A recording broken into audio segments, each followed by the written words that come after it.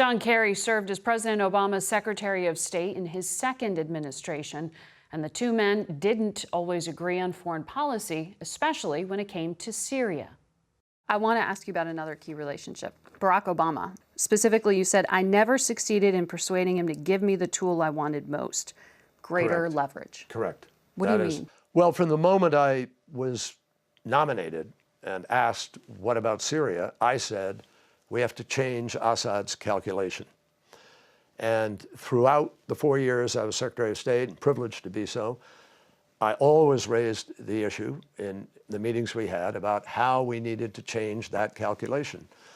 I particularly believed that after Assad had been violating ceasefires, it was clear he needed to be taught a lesson. He needed to know that we were going to hold him accountable, and I raised that directly with the Russians, and I put several ideas on the table. The president was not persuaded by my argument. I believed that we had several options we could have done at very low risk to be able to make it clear to Assad that when we had a ceasefire and when he said he was going to live by it, he had to live by it. And I thought we should have done that. Was he too risk-averse? As I say in the book, my job and the job of anybody in a cabinet is to put an idea in front of the president, to argue the idea. The president is the decider. And there is no clarity by which I can say to you, I was 100% right, or the president was 100% wrong, or vice versa. Those are the judgments that are made by a president. But do you think he was too risk-averse? No, I think he had an attitude about Syria and a judgment about Syria. And he had a feeling about where that might take him if he made some of the decisions that I and others proffered.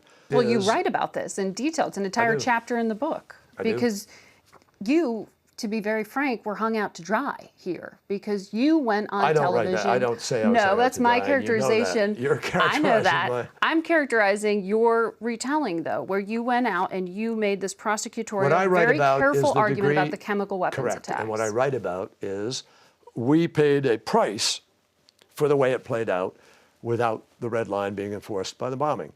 But we got the chemical weapons out, which was the objective. Even though there have been chemical weapons attacks since then. We knew there were precursor chemicals, and we knew that there was chlorine, which when mixed, they still had ability. Those aren't declared. That's just the vagary of the system by which they measure. But there have been sarin gas attacks since then, so yes, that is under the Trump administration. It's absolutely correct. And I supported President Trump's response to those partially. I supported the use of force, but I don't support just a one-off where you drop a few bombs and there's no follow-up diplomacy and no additional effort to try to use the leverage you get out of doing that. I thought that the president should have done that. President Trump should have done that. And you thought President Obama should have done that, yes, too. That's correct. You were sent around the world to rally support for other countries to stand with the United States to say that this red line on use of chemical weapons needed to be enforced. How difficult was that for you, given that the president blinked? He decided not to go through with those military strikes.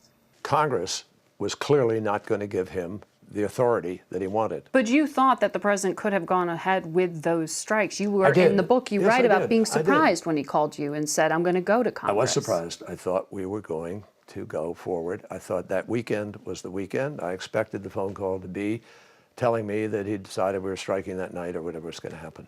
And it wasn't. My job was to then affect the president's policy, and I did the best I could in going to Congress and arguing the case.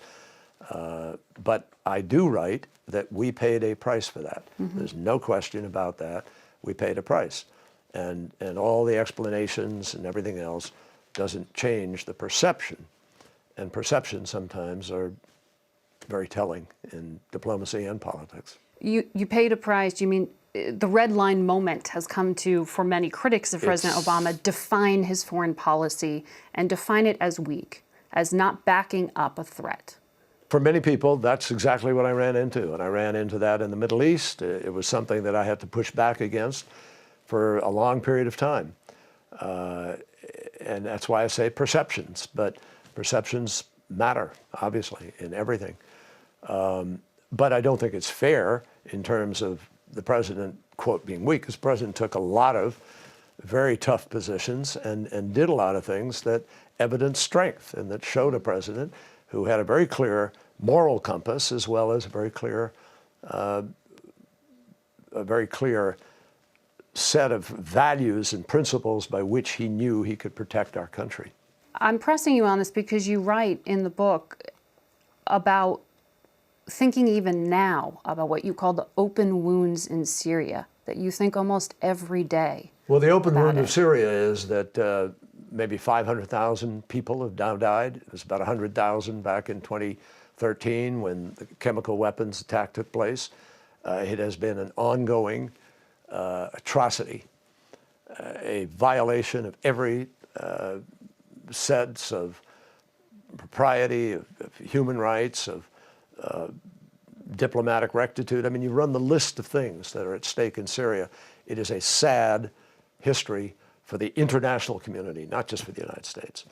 It is the failure of the global community to hold a tyrant, a war criminal, accountable for his behavior, and to have come together and tried to end a war.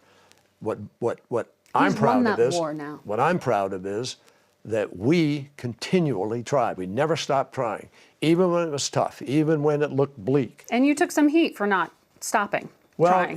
Yeah, we took heat right up into the end, but that's okay by me. Assad is in the driver's seat today because of what Russia and Iran, Hezbollah have done. So we have an open wound. Yes, a global, an international community-owned open wound. In those days, those very intense days when you were working diplomatically to try to build support to stand with the U.S. if they were to go through with a strike, we were at that press conference in London. You asked the magic question. Is there anything that Assad could do? Was your question. Is there anything at this point that his government could do or offer that would stop an attack? Sure, he could turn over every single bit of his chemical weapons to the international community in the next week. Turn it over, all of it. It turned out to be the way we solved a critical problem.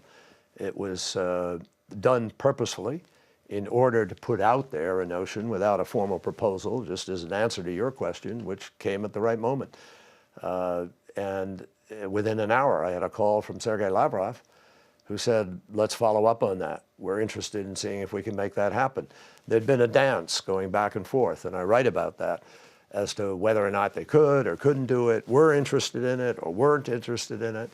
But after I said it publicly like that, they took that as the possible off-ramp. And it turned out to be the way to get it done. Do you regret that this is the diplomatic off-ramp that you ended up with, that ultimately what you strongly believe should have happened didn't? No, what I regret is that there is, that's such a incredibly powerful perception gained a foothold the way it did that had an impact on people's judgment about what the president was willing to do or not do. Not enforcing the red line. Correct. That's regrettable. It's regrettable for everybody. But I don't regret putting, the idea on the table. And I think it was a terrific outcome in the sense that we got all the declared weapons out of there. Well, because there have been at least 2 large-scale chemical attacks. Correct. In the past few years. Well, and during which time he's had an opportunity to reconstitute and gain a foothold, and there's been no further inspection and nothing else going on.